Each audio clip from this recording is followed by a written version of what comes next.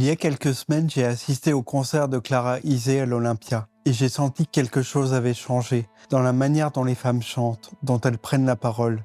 Cette féminité qui sort des clichés qu'on appose sur elles. Ces dernières années, ce sont souvent des écrivaines que je lis ou des musiciennes que j'écoute. Alors j'ai envie de parler de cette évolution dont je vois les exemples partout autour de moi. Ces femmes qui s'émancipent des modèles traditionnels pour suivre leur trajectoire, qui osent prendre les commandes de leur existence. Leur lutte a longtemps été dans un angle mort. Elles sont un continent noir, comme dit l'hymne « Debout les femmes ». La moitié de l'humanité rendue automatiquement secondaire. Une portion toujours menacée, à la merci de toutes les violences, qu'elles soient domestiques ou sociétales. Évidemment, on connaît les grandes figures comme Simone Veil, Annie Ernaux ou Simone de Beauvoir. On admire les lanceuses d'alerte, celles qui provoquent des prises de conscience violentes comme Gisèle Pellicot. Mais pendant des siècles, et encore maintenant, même quand il est assez spectaculaire pour ne pas être étouffé, ce n'est pas leur récit qui domine. Par le passé, on a brûlé les sorcières. Aujourd'hui, les femmes sont souvent réduites à des emplois et à des positions subalternes. Leur rapport aux arts ou à la science est rarement reconnu. On s'émerveille encore de la possibilité d'être la première femme présidente ou l'une des seules récompensées comme réalisatrice au festival de cinéma. Celles qui dénoncent un viol sont souvent accusées d'être des mythomanes en quête de notoriété. On inverse les rôles pour maintenir le statu quo. Ainsi, l'égalité des salaires n'est toujours pas effective. On attend toujours d'une femme qu'elle devienne mère. Le droit à l'avortement a été le premier acquis sur lequel est revenue la Cour suprême des États-Unis. Dans certains pays, l'oppression est terrible. En Afghanistan, les femmes ne peuvent plus étudier au-delà de la primaire, elles ne peuvent plus chanter ni déclamer de la poésie. En Iran, celles qui enlèvent leur voile risquent d'être enfermées, internées, violées, tuées. Nous sommes tous victimes de nos totems. Moi le premier, je suis un mec blanc hétéro. J'ai grandi dans une culture patriarcale au code viriliste. Dans la marche des femmes vers la liberté, il y a cette dimension d'éducation émancipatrice pour elles comme pour nous. Un combat qui ne fait que commencer.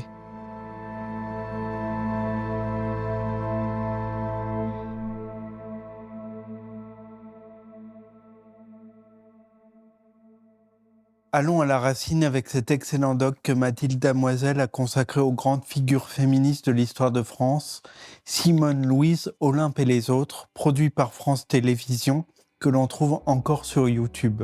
Je cherchais une chronologie, une histoire parallèle. Ce doc m'en fournit l'illustration. C'est comme reconstituer un imaginaire, une galerie de portraits que l'école ne nous a jamais vraiment enseigné. Encore une fois, il s'agit là d'éducation, d'acquérir des références dont nous sommes dépourvus. Enrichir notre réalité par ces exemples qui lui manquent. En France, la figure fondatrice est celle de Olympe de Gouges et sa fameuse Déclaration des droits de la femme et de la citoyenne. Déclaration des droits de la femme et de la citoyenne. Article 1er. La femme naît libre et demeure égale à l'homme en droit. Elle s'empare de la Déclaration des droits de l'homme, le texte fondateur de la Révolution, et elle le subvertit. Déclinant chacun de ces articles au féminin, Olympe de Gouges rédige la Déclaration des droits de la femme et de la citoyenne.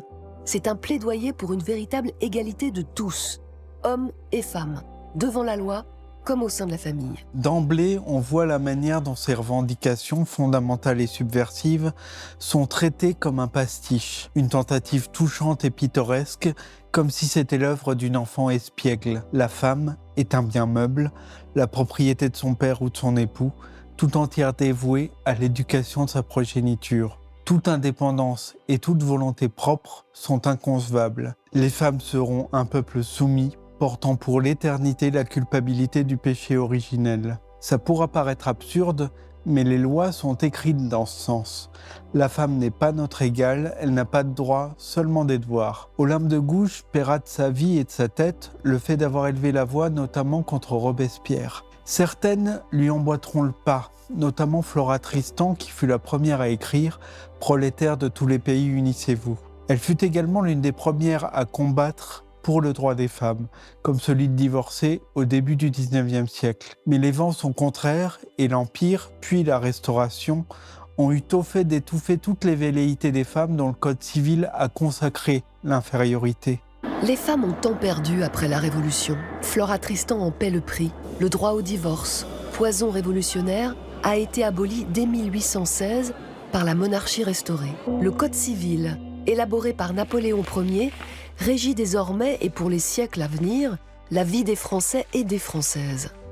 Il consacre l'infériorité des femmes. Il fait d'elles d'éternelles mineures. Les universités et les lycées leur sont interdits.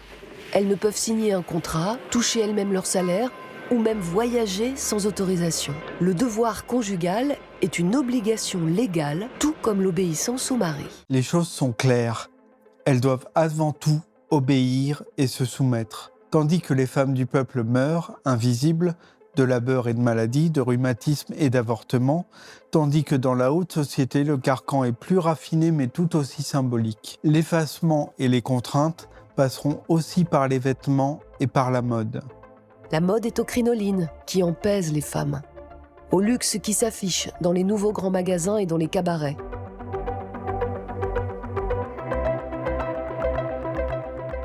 L'ordre moral s'accommode des plaisirs.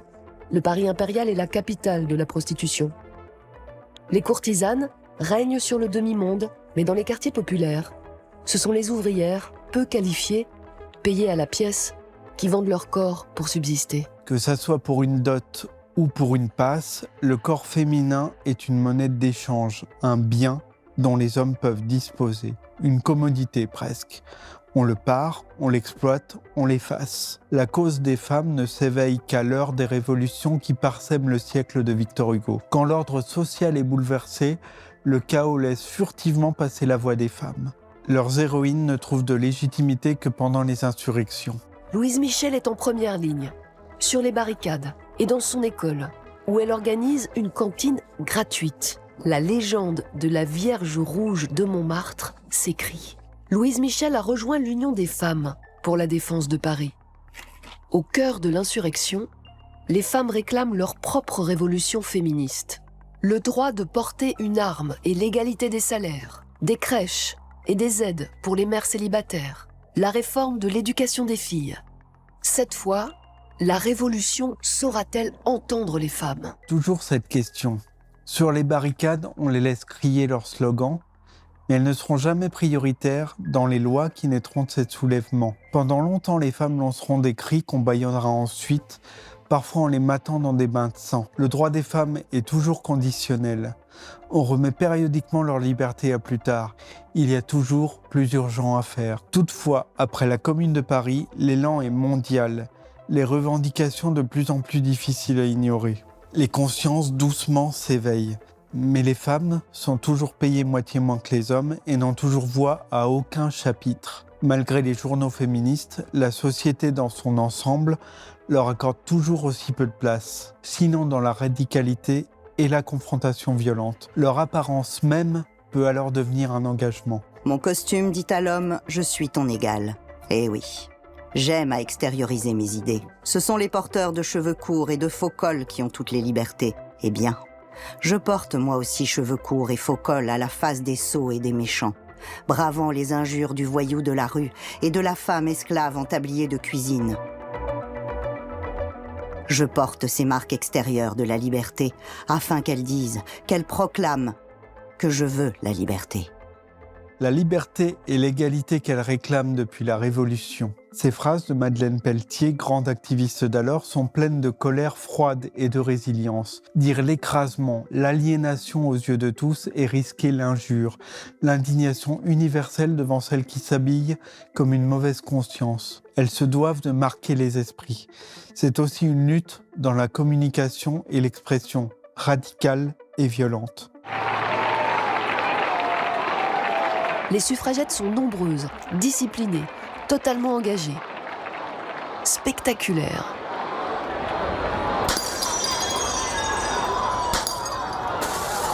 Elles revendiquent la violence, si elles l'estiment nécessaire, bravent les arrestations et la prison, et s'infligent de longues grèves de la faim. Quiconque est vraiment digne de la liberté n'attend pas qu'on la lui donne. Il la prend. Elles commencent à se saisir de leur dû. Leur émancipation devient une possibilité au début du XXe siècle. Le sens de l'histoire est une évidence. Mais 1914 coupera court à tout ça. La Première Guerre mondiale se servira des femmes de manière opportune, mais comme taillables et corvéables à merci. Dans les usines d'armement, les munitionnettes sont mises à l'honneur. Chez Citroën, une crèche est même ouverte. des munitions et des bébés, voilà l'effort de guerre que l'on attend des femmes à l'arrière. Madeleine Pelletier s'est portée volontaire comme médecin militaire, mais elle a été refoulée. Au front, les héroïnes du moment, ce sont les infirmières. Dévouées, compatissantes, maternelles, conformes à l'idée rassurante d'une éternelle nature féminine. Cette éternelle nature féminine, cet idéal grâce auquel on façonne l'esprit des garçons en stéréotypant celui des filles, c'est un conditionnement, quelque chose qui fait partie de nous et des valeurs qu'on nous inculque à l'origine, en même temps que le langage, comme des réflexes. Ce film nous raconte ce lavage de cerveau collectif, peut-être aussi vieux que l'humanité même. Pourtant, les femmes étaient enfin prêtes à se faire entendre. Elles demandent le droit de vote juste après la guerre, sont prêtes de l'obtenir une première fois en 1922. Il ne manque plus que l'accord du Sénat, la seconde assemblée, sans laquelle aucune loi n'est adoptée. Une simple formalité, les sénateurs, de droite comme de gauche, hésitent, tergiversent, temporisent. Qu'ont-ils donc à reprocher aux Françaises ? De sortir du rang ? Non, d'être trop catholiques et trop conservatrices. Électrice, elle menacerait la séparation des églises et de l'État, chèrement acquise en 1905. Le motif apparaît fumeux et presque comique, c'est pour ça que j'ai choisi cet extrait. On sent l'embarras des notables, de gauche et de droite, à accorder ce droit de vote. Ça donne à réfléchir. Se sentiraient-ils ainsi plus faibles s'ils accordaient ce pouvoir aux électrices ? Il y a là une lâcheté et une mauvaise foi qui se retrouvent souvent chez les législateurs quand ils s'interrogent sur l'égalité des femmes. Les antiféministes prétendent qu'en accordant le droit de vote à la femme, on risque de la voir négliger son devoir familial.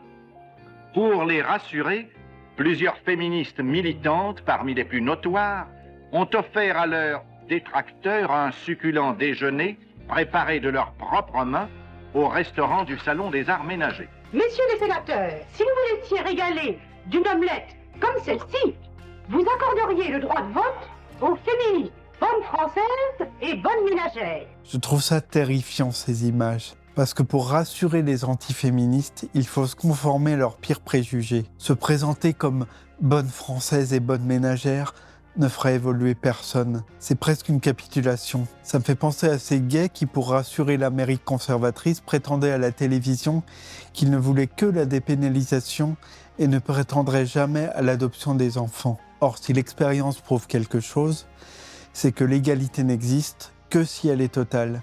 Elle ne s'accommode jamais de ses compromis. La France est viscéralement nataliste. Des femmes, elle attend des enfants pour remplacer les morts de la guerre et pour se reconstruire. C'est une obsession. Face à l'Allemagne, la grandeur de la patrie en dépend. Les ventres sont nationalisés. Aux mères françaises, qui de 1914 à 1918 ont montré tant de dignité courageuse, le gouvernement de la République a voulu consacrer un monument. Leur vocation la plus naturelle demeure essentiellement féminine. La joie d'élever et de chérir est celle qui donne les fiertés les plus douces. La joie d'élever et de chérir, ou quand les ventres des femmes deviennent des fournisseurs officiels de chair à canon. Ce qu'on évoque ici, c'est un effacement. La fonction de la femme est unique, elle est une reproductrice. Elles n'ont rien d'autre à apporter à la société et c'est la seule fierté à leur portée. Un fermier évoquant son bétail n'aurait pas un discours bien différent. Pendant ce temps, la contraception est punie de prison et il y a 120 000 avortements par an. Mais cette réalité est inaudible. On part de très loin. Dans tout le pays, des femmes s'engagent. Simples agents de liaison, maquisardes ou chefs de réseau.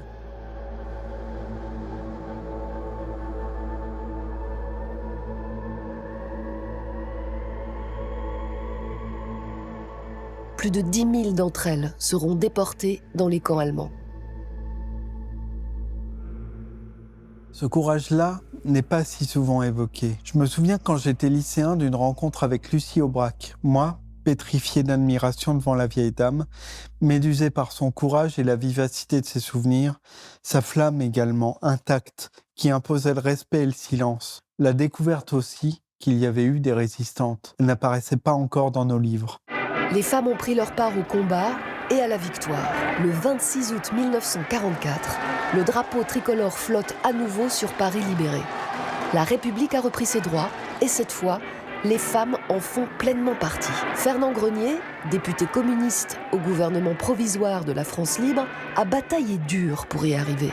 L'ordonnance est signée le 21 avril 1944 par le général de Gaulle.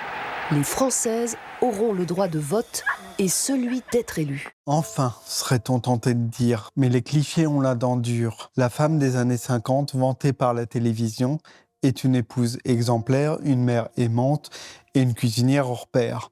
La paix des hommes rime toujours avec l'oppression des femmes. Il s'agit d'une autre bataille qui se joue, celle des esprits et du deuxième sexe. Pour les femmes, ce qu'il y a à atteindre, c'est une émancipation totale, radicale, qui fasse d'elles réellement les égales des hommes à part entière, et que cette émancipation ne peut s'obtenir que par le travail. Pour que, sur les plans intellectuels, psychologiques, moraux, elles puissent également se sentir, et profondément et de l'intérieur, les égales des hommes. À la France nataliste, Simone de Beauvoir lance que l'instinct maternel n'existe pas. Non, le destin des femmes n'est pas nécessairement d'être mère. Elles peuvent faire l'amour juste pour le plaisir, avec des hommes ou avec des femmes. Cette audace dans le discours est exceptionnelle. Un livre peut porter une révolution dans ses pages. Mettre des mots sur un malaise, c'est lui donner une existence et un remède en même temps. Simone de Beauvoir, avec cette œuvre, accomplit une vengeance cathartique. Elle a écrit une déconstruction méthodique de ce bunker qu'est la condition féminine.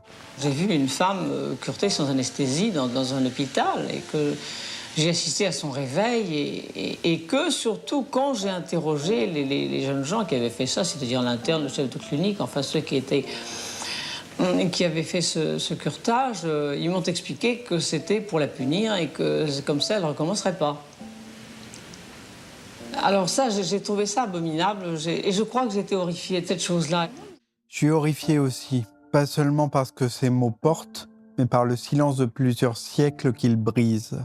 Les femmes comprennent qu'elles sont un peuple. Elles unissent leurs forces, elles assument leurs paroles, elles s'imposent après une longue lutte, avec le planning familial, la pilule et enfin la loi sur l'IVG, portée par Simone Veil. Elles reprennent un temps le contrôle de leur corps et de leur récit. Elles transforment l'insulte en fierté. Aux côtés de Catherine Deneuve, de Marguerite Duras ou de Delphine Seyrig, elle est l'une des 343 femmes, célèbres ou anonymes, qui osent proclamer dans le Nouvel Observateur « Je me suis fait avorter ».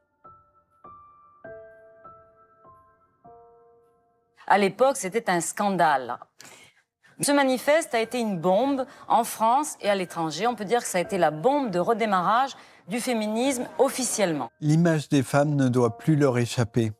L'actrice Delphine Seyrig a livré avec Sois belle et tais-toi un documentaire de référence. Des comédiennes, on entendait souvent le discours attendu, marketing et souriant, nous vendant une forme d'idéal féminin que les médias perpétuent. Seyrig a pris le contre-pied de tout ça, avec les moyens du bord et une mise en scène intimiste et sèche, saisissant sobrement la parole des femmes qu'elle interroge, leur visage en plan serré. Grâce à la plateforme Tenk, je vais saisir ses regards et ses vérités, à l'encontre des stéréotypes associés aux actrices et tout ce qu'on projette sur elles. Dans ce noir et blanc et ce grain qui trahit l'âge du film, il est intéressant que pas grand-chose n'ait changé dans nos perceptions et nos réflexes de spectateurs. J'ai l'impression que, parce que les garçons sont élevés d'une manière si différente des filles, que j'aurais pu... Non, j'ai plutôt l'intuition que j'aurais fait autre chose, de moins exposé et plus au poste de commande. Peut-être j'aurais été metteur en scène ou producteur ou quelque chose comme ça. Si j'avais été un garçon, je ne crois pas que j'aurais été un acteur. C'est drôle, non? Lorsqu'on leur demande ce qu'elles auraient pu faire avec les possibilités illimitées des garçons, elles ne seraient pas devenues actrices. Certaines se rêvent vagabondes et aventurières, d'autres scientifiques ou réalisatrices. Des postes d'autorité et d'indépendance, bien souvent interdits aux femmes. Devenir comédienne, c'est aller vers ce à quoi elles sont conditionnées depuis leur naissance. Jouer un rôle, charmer, être autre chose qu'elles-mêmes. Elles disent en creux une forme de résignation. On encourage les jeunes filles à se maquiller, à contrefaire leur corps pour correspondre au canon esthétique de leur époque et satisfaire le désir des hommes. Être actrice, c'est dépendre de ce désir. Cette escroquerie créée par des Pygmalions en mal de muse. Or, une muse n'est rien sans celui qui la célèbre. Ces actrices qu'on admire, souvent, ne représentent que cette servitude et cette soumission qu'on a rendue glamour. Le grand tour de passe-passe hollywoodien est de faire passer ça pour un rêve. Or, dans ce conte de fées, elles ne s'appartiennent plus. Je me suis regardée dans la glace et je ne savais plus qui j'étais. J'étais comme quelqu'un sur une chaîne, quoi, qui sortait avec les sourcils qui étaient un peu partout, des lèvres comme une aigle qui était énorme. Ils m'ont dit qu'il fallait que je tâte les cheveux blondes parce que c'était comme ça qu'il fallait être. Et puis le dernier, oh oui, il voulait que je fasse casser le mâchoire, briser le mâchoire par une dentiste pour creuser les joues. Creuser les joues. J'avais des belles joues d'adolescence un peu. Briser la mâchoire pour avoir les joues creuses, ça ressemble à un cauchemar. Rita Hayworth avait été remodelée également. On jugeait sa ligne de cheveux trop basse, on les a épilés pour lui agrandir le front. Ce qu'il y a de torture pour construire un fantasme. Les femmes, depuis toujours, doivent entrer dans un carcan, s'affamer et serrer leur corset à l'extrême pour être désirables. Je reçois que des rôles de schizophrénie, folle, lesbienne, meurtrière, que des choses comme ça. Que j'ai pas vraiment envie de faire maintenant.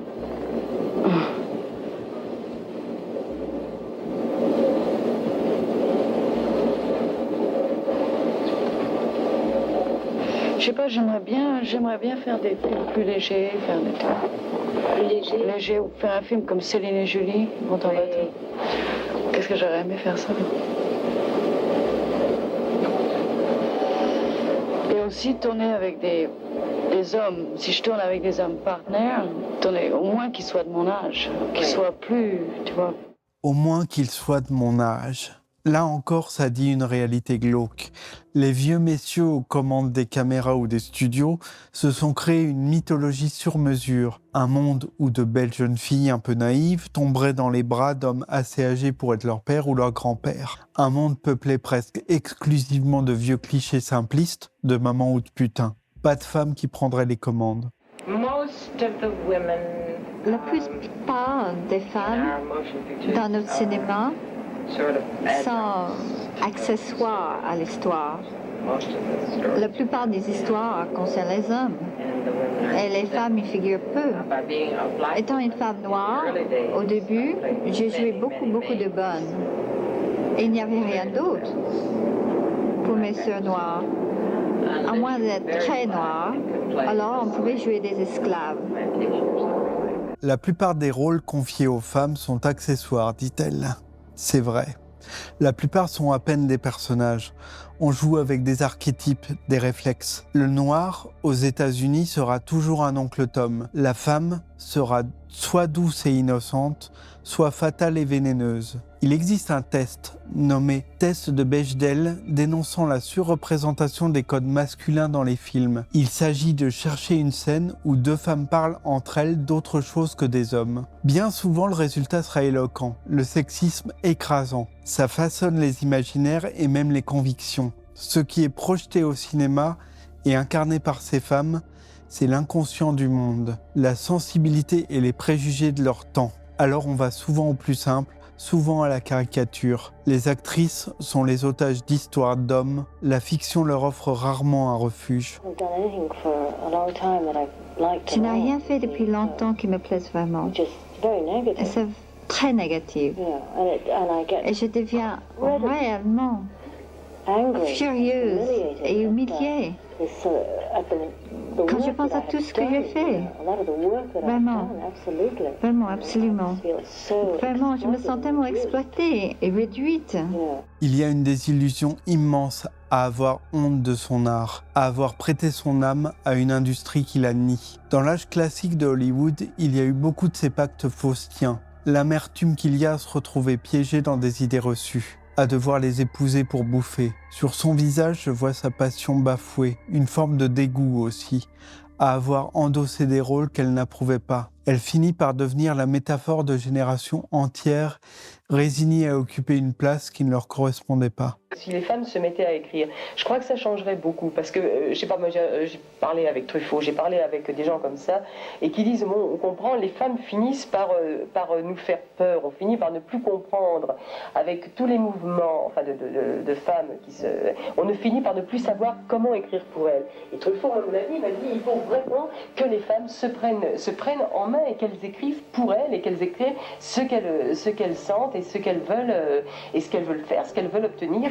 Il faut que ça vienne des femmes. Lui, il part de ce principe-là, François. Et je crois qu'ils sont quand même un certain nombre à penser ça. Enfin, je veux dire que... Alors maintenant, il faut être auteur, il faut aussi se mettre à écrire. Enfin. Les femmes finissent par nous faire peur, disent-ils. Parce que les muses, peu à peu, sont devenues insoumises. Parce qu'elles sont de moins en moins silencieuses. L'injonction la plus profonde adressée aux femmes pendant des siècles, celle que reprend le titre de ce film, « Sois belle et tais-toi ». Pour que les dessins des hommes continuent de les ignorer, pour qu'ils soient sûrs d'avoir raison. En art comme partout, et dans la création pendant longtemps, ça relevait de l'évidence. Bien sûr, il fallait qu'elles écrivent, mais qui allait produire leurs films ? J'ai vu le film Maria qui fut consacré l'année dernière à Maria Schneider et qui lui rendait justice. J'imagine Bertolucci prenant Brando à part pour ourdir la scène du viol dans Le Dernier Tango à Paris. Et la jeune fille dans l'ignorance totale de leur plan. Sa stupeur en vivant la scène pour laquelle personne n'avait pris le soin de la prévenir. J'ai compris pendant, parce que on a improvisé certains trucs, mais la plupart du film, c'est... Moi j'arrivais pour les lumières et je devais tourner et dire mon truc. Mais j'ai eu aucune discussion, aucune explication, alors qu'avec si Bernardo personnellement, mais il travaillait avec Marlon sur le film. Ils ont tous les deux fait le film, si tu veux. Terrifiant, le sentiment de trahison, de dépossession. Elle n'avait pas 20 ans. Dans tout ce qu'elle ne dit pas, il y a sa vie qui bascule. Elle était hors du processus créatif, un dommage collatéral. La souffrance est fugace, mais le film dure pour l'éternité, ont-ils coutume de dire. Parfois si, elle dure, la souffrance. Je crois qu'il n'aime pas les femmes. Et c'est une des raisons pour lesquelles, quand ils envisagent une femme dans un film, ils voient une jeune femme non menaçante, ou une femme un peu bébête, ou un simple objet sexuel. Je pense que si on aime vraiment les femmes, on ne va pas les contenir dans ces images-là. Mais si on n'aime pas, et je crois que c'est vrai pour tout groupe minoritaire ou personnes opprimées. Oui, il s'agit d'une misogynie systémique et communément admise, ancrée dans chacun de nos subconscients. Comme elles font peur, et comme finalement ces créateurs ne les aiment pas, ils les cantonment aux cases auxquelles elles correspondent dans leurs esprits paresseux. Et quand on sait que le film Barbie a été considéré comme provocateur et féministe, à quel point ce film assez inoffensif a pu faire pousser les hauts cris à bien des esprits fragiles, il est possible qu'on ne soit pas beaucoup plus avancé qu'au milieu des années 70. Adèle Haenel, au fond, a été la seule à se lever et à se casser lors de son fameux éclat. Et le danger des hommes tout-puissants sur les femmes a été notamment mis en lumière par Judith Godrèche. Les paroles se libèrent, on commence à comprendre lentement. On parle de pouvoir. Dans d'autres pays, la condition et l'oppression des femmes causent de grandes révolutions.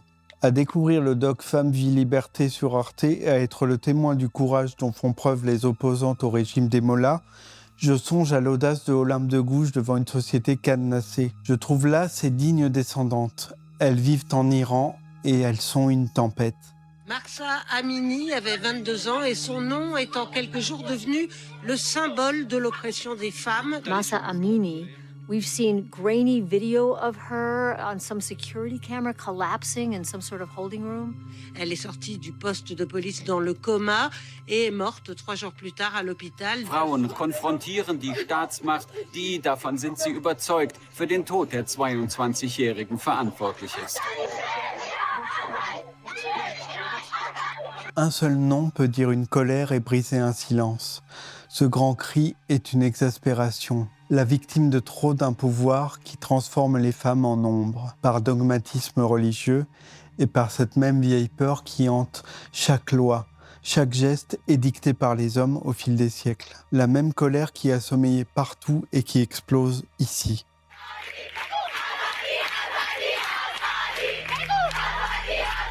Pour nous, ce n'est pas un geste contre la religion, mais contre le gouvernement religieux. On voit même des femmes de milieux traditionnels participer aux manifestations. Et elles n'hésitent pas à retirer leur tchador. Leurs filles enlèvent carrément leur foulard. Je regarde ces femmes enlever leur voile et clamer leur droit à simplement être telles qu'elles sont. C'est plus profond qu'un acte contre un régime religieux, en effet. Ça serait aborder les choses par un prisme trop étroit. Il s'agit d'affirmer leur corps. Elles le transforment en combat.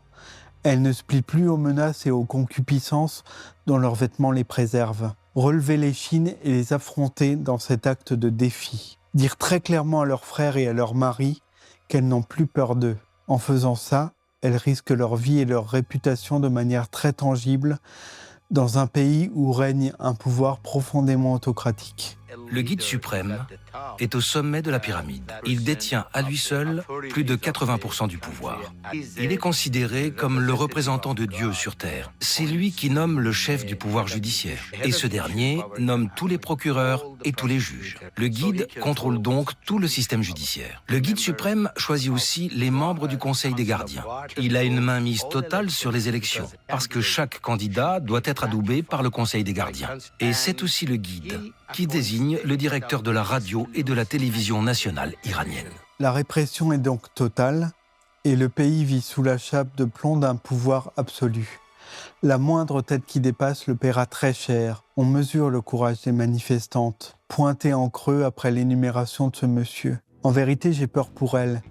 Et c'est précisément cette terreur qui permet de régner sur les femmes. Pourtant, elles font entendre leur voix et vont entraîner à leur suite leur société tout entière. Elles engendrent une prise de conscience bien au-delà de leurs frontières. Les réseaux sociaux ont permis aux Iraniens de briser cette censure, de reprendre le contrôle du réel.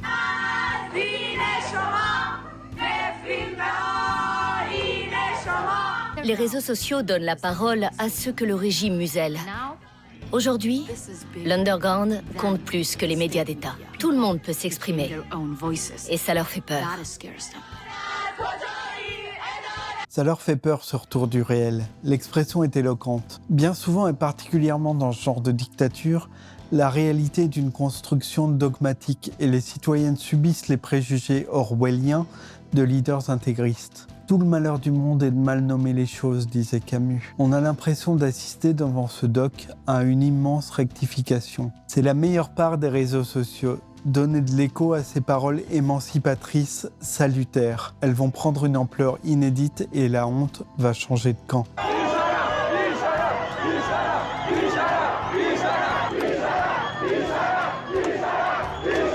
On avait enlevé nos voiles. Des agents civils nous ont pris en chasse.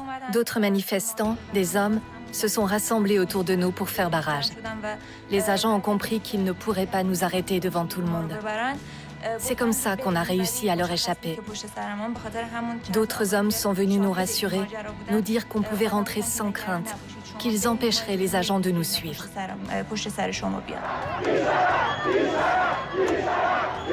La population se met à protéger les femmes contre les agents.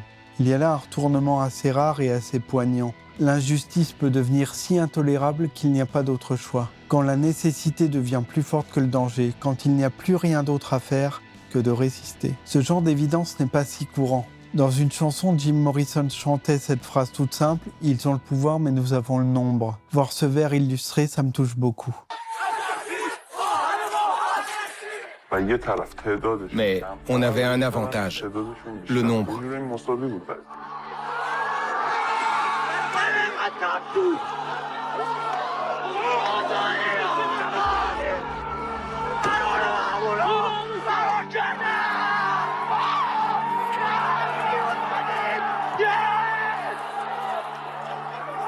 Il y a quelque chose de presque surréaliste à voir la police fuir, à voir le vrai visage du pouvoir des tyrans, leur impuissance totale quand la marée se lève, leur peur aussi. C'est une génération qui s'éveille. Quand arrive cette heure, aucun écran de fumée n'est assez épais pour la décourager. C'est plus fort que tout, même que la terreur et la mort. La jeune génération, celle qu'on appelle Génération Z, descend dans la rue, résiste avec courage, de tout son cœur, alors qu'elle va sciemment à la mort. C'est comme si elle disait « Donnez-moi ma liberté ou tuez-moi ».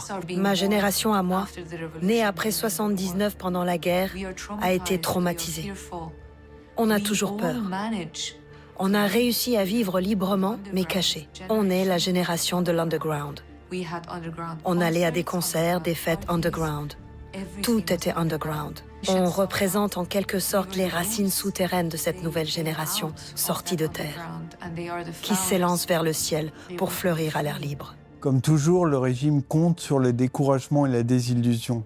L'absence d'engagement politique qui nous maintient chacun bien au chaud dans cet ordre du monde immuable. Ce laisser-faire qui gangrène les peuples et encourage toutes les corruptions. Cet immobilisme et ce conformisme que bien souvent les femmes ont brisé.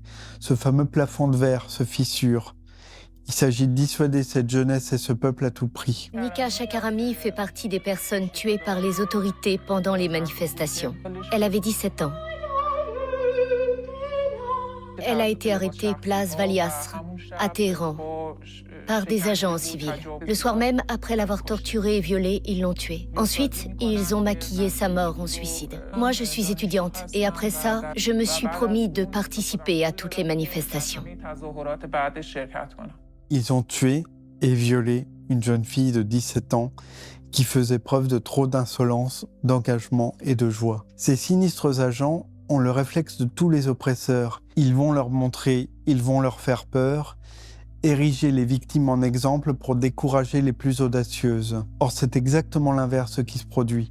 Elles deviennent des symboles et leur nom devient un cri de ralliement. L'oppression réunit contre elle-même. Elle crée une identité nationale, une solidarité qui n'existait pas auparavant. Les tyrans ne représentent qu'eux-mêmes et ne peuvent rien faire quand une population entière prend conscience de sa force. Alors tout est possible, même l'utopie, même l'égalité entre les hommes et les femmes de différentes cultures. Un idéal les unit, comme ceux de 1789 en France. Une humanité qui réalise qu'elle est belle lorsqu'elle n'est pas séparée par des dogmes ou des vues de l'esprit.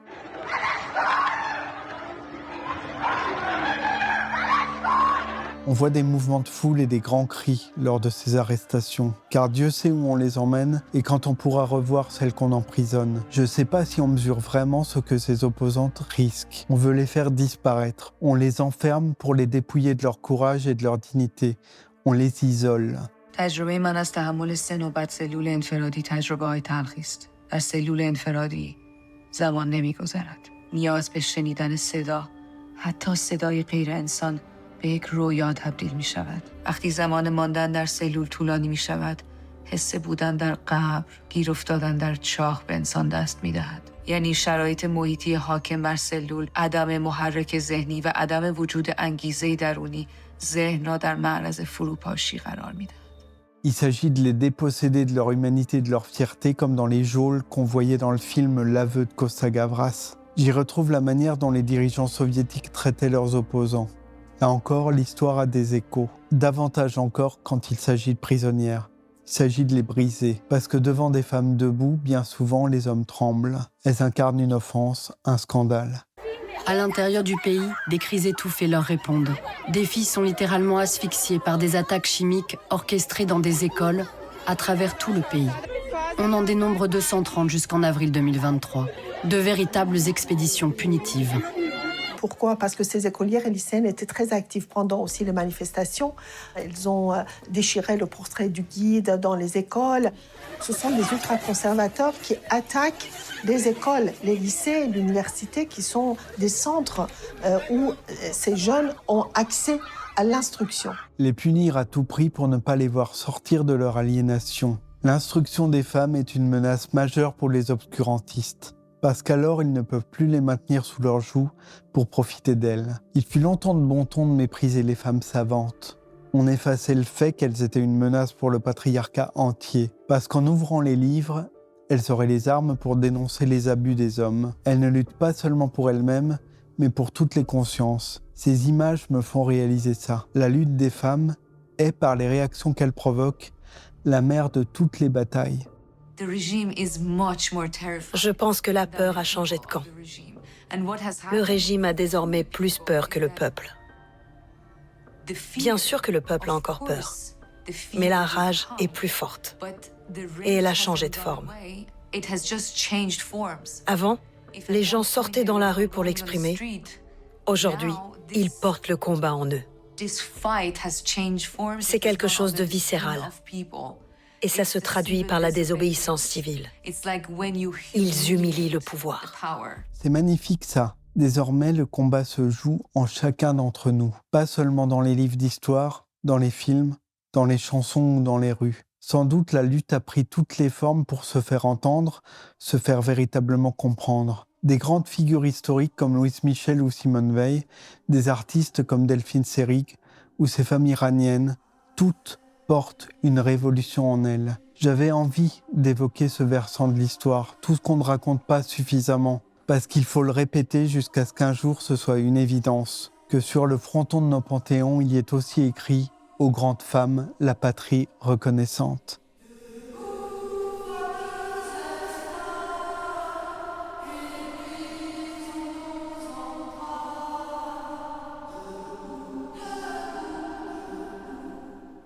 Alors, si vous aimez notre manière de raconter l'histoire chez Blast, d'une approche un peu différente et un peu plus anticonformiste, un peu plus engagée aussi, n'hésitez pas à vous abonner et au mois prochain pour un nouveau Doc Doc Doc.